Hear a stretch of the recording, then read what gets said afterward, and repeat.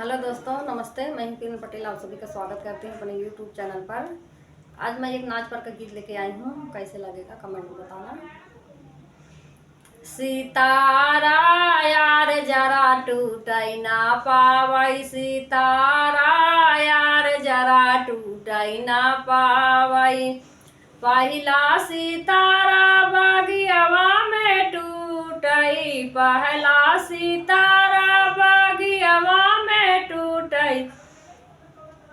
मालियावा यार मजा लूटै ना पावै, मालियावा यार मजा लूटै ना पावै। सितारा यार जरा टूटै ना पावै, सितारा यार जरा टूटै ना पावै।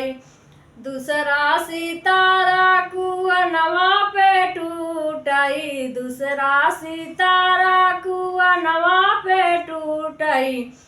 कहरवा यार मजा लूटै ना पावै, कहरवा यार मजा लूटै ना पावै।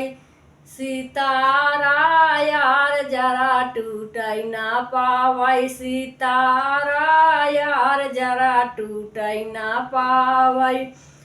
तीसरा सितारा महलों में टूटै, तीसरा सितारा महलों में टूटै।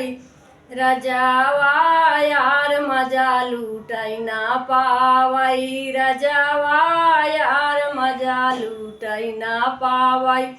सितारा यार जरा टूटै ना पावै, सितारा यार जरा टूटै ना पावै।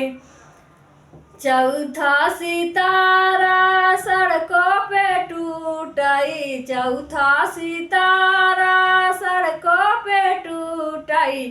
रहिया यार मजा लूटै ना पावै, रहिया यार मजा लूटै ना पावै।